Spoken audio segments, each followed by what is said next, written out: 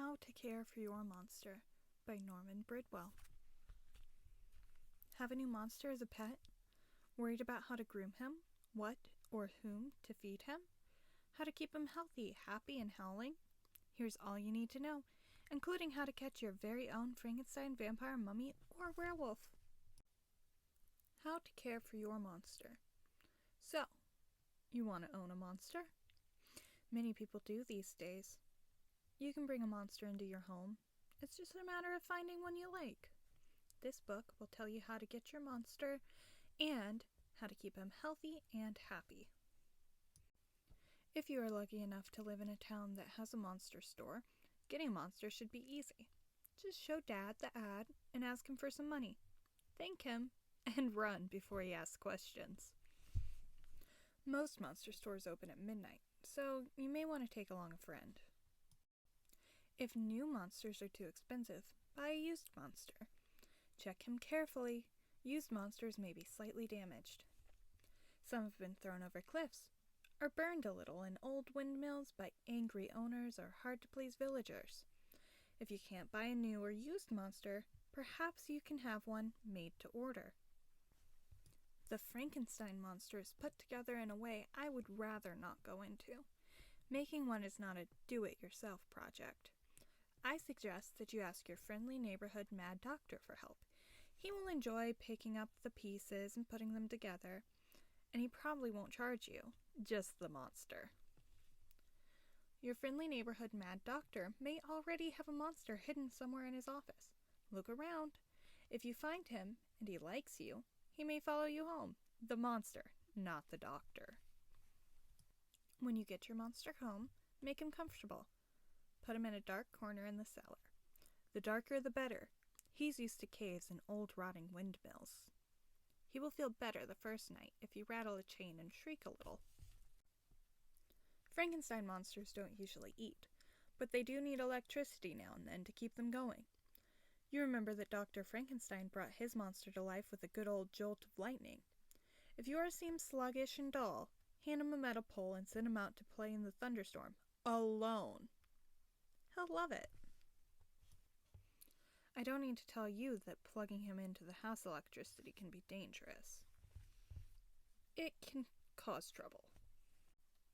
Sometimes, after a really good thunderstorm, your monster may be overcharged. Help him get rid of his excess energy. Let him run the vacuum cleaner and other things. Another good way to work off his extra energy is to take him for a walk. He will not like to go out in the sunlight. Understand his problem. Make it pleasant for him. If he wants to explore a few dark cellars or manholes, let him. A little curiosity never hurt anyone. Your Frankenstein monster enjoys meeting people. Introduce him to your friends. They will get a real charge out of him. Frankenstein monsters are the nicest kind of monster because they look like monsters all the time. Give your monster pride in his appearance. Polish his neck and wrist bolts and sew up any loose stitches. If you can't sew, maybe Mom will help. Good luck. To keep his skin a nice smooth green, try using your big sister's green eyeshadow. Halloween is a big night in any monster's life. Help yours make the most of it. Take him trick-or-treating. Here's the trick. Now here's the treat. Frankenstein monsters have a real sense of fun. Share your activities with your monster. After all, he is almost like one of the family. In fact, he's probably better than some of the family. He will like to watch horrible, mean, nasty shows on television. Let him watch the news. Now we move on to another popular monster. Dig up a friend, a mummy. If your family is always telling you to turn down the record player and not to shout, giggle, or slam doors, then a mummy is the monster for you. He makes very little noise, except at night. Then your mummy will go thump-thump across the attic floor, right over the family's heads. Well, that'll show them what noise really is. Where to find your mummy. If your local monster store doesn't stock mummy monsters, you have a problem. unless someone in your family has stolen a mummy's hand. In that case, the mummy will find you, but don't count on it. Maybe you can get acquainted with a mummy in your local museum. You might also try looking through the museum's trash barrels. Perhaps an old, used mummy is being thrown away. Or maybe you have a friend who is planning to visit Egypt soon. Ask him to pick up a mummy for you. Then you can be sure to have a genuine Egyptian mummy in the best of health. Mummies don't eat, but they do enjoy spices. They need some balsam and aromatic gums now and then to keep them from crumbling. Save your old Christmas trees for the balsam, and for aromatic gums, try spearmint and juicy fruit. Keep the mummy dry. No one likes a soggy mummy. The outer wrappings can be dusty, but not dirty. If your mummy gets dirty, take off the outside wrappings. Don't unwrap him too far. Let your little brother or sister play with him. Mummies like to bury things in the sandbox. They also like to play with blocks. Mummies are good at building pyramids. Mummies don't laugh or smile, but most of them are good-natured. This is surprising when you know what they went through to become mummies. Mummies like to have fun too, so when a salesman comes to your door and asks to see your mummy, let him. Once in a while after mummy comes to live in your house, you'll start having bad luck. What you have is the mummy's curse. Don't blame your mummy. If someone woke you up from a 2,000 years sleep, you'd be grouchy too. Vampires, from bad to worse. Vampire fans find it a real challenge to have a vampire around the house. If you want to have a vampire without going to the monster store, try this. Just before dawn, when the bats fly back to their caves, go out into the yard. Take a cap with you. When the bat flies by, shout, "Bat, bat, fly into my hat!" Throw the cap up in the air. If the bat flies into it, he will fall to the ground. Pop him into a cage and go back to bed. When the sun comes up, look in the cage. Maybe he will have a bat. Or you may have a real vampire. If you do, introduce yourself and ask him courteously if he is looking for a new home. He probably is. Vampires change owners often. Vampires are very dignified and polite, but they have rather particular habits of eating and sleeping. So don't bother to fix up the guest room. Your vampire will be happier in a damp corner of the cellar, with his own special bed to lie in when he goes to sleep at dawn. This brings us to the fact that your vampire will want to sleep all day and play all night. Nighttime is the right time for him to play. Vampires enjoy a game of night baseball. As long as they are at bat. You know how they are about bats. They also enjoy playing badminton. Now we come to the biggest problem a vampire fan must face. Vampires don't eat the foods we do. They crave a special liquid diet. So a vampire owner needs to have a large and understanding family, and a lot of very good friends who will help out at feeding time. One person can't do it all alone. But if your vampire should enjoy too many midnight snacks at your expense, just rub garlic on your neck. He hates garlic. It will keep him away. It will also keep away mom, dad, brothers, sisters, friends, the dog, etc. Vampires hate other things. Serve your vampire hot cross buns and he will leave the table.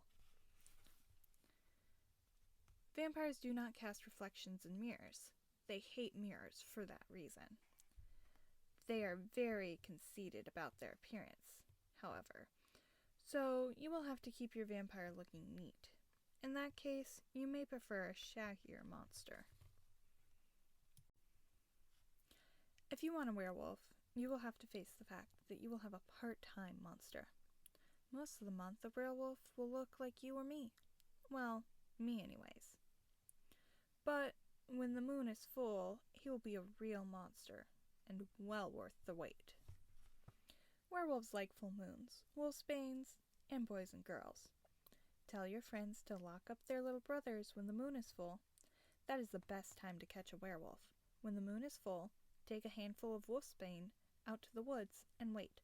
Wolfsbane is the werewolf's version of catnip. It drives them wild.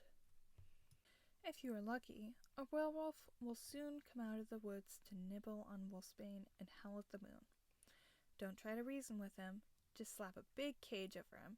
You can explain things later when the moon is changed. If you can talk him into staying, you and your friends will find that he is a fun monster.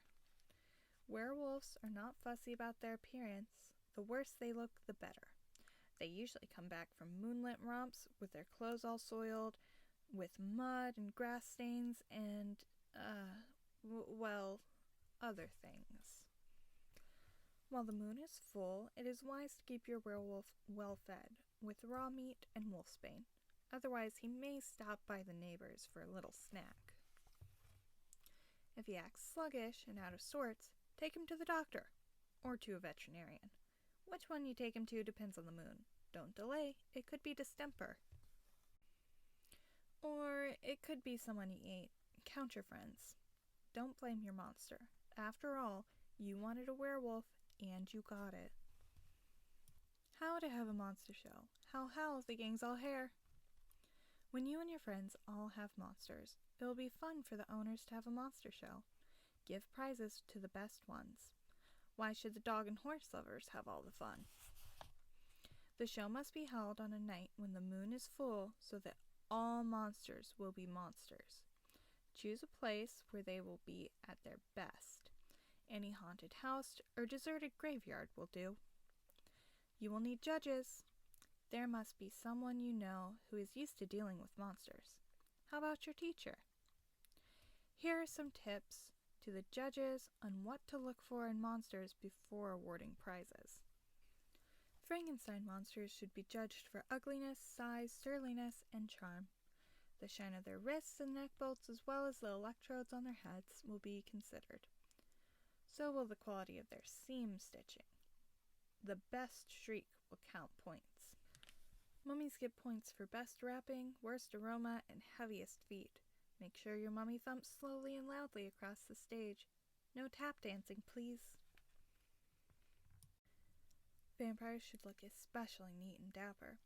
Capes must be neatly pressed, but with just a hint of graveyard mold. Hair should be shiny and slicked down. Teeth must be sharp, and bite must be neat. Only 2 punctures per bite, please. Judges should look for an evil glare in the eyes. The werewolf will be judged for the length and coarseness of his hair, and the size and sharpness of his claws. His howl will be judged, the louder the better. His ability to recognize the moon will also be considered. If he howls at a light bulb, you might as well take him home right away. As for the prizes, give the mummies ribbons. They love ribbons. Never give a silver medal to a vampire. Vampires are terrified of silver for some reason. Toss a vampire an old dime sometime to see what happens. If a Frankenstein monster wins a prize, give him something he can use. Give him a trip to the power plant. Werewolves are always thinking of their stomachs. Give them a prize they can eat. Give them the judge. Sometimes monsters are better to give than to receive.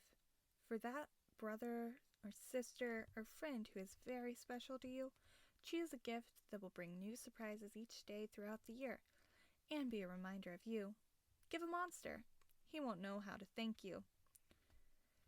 There, that's all you need to know about monsters. Now go out and catch one. Don't be the last in your neighborhood to have a monster.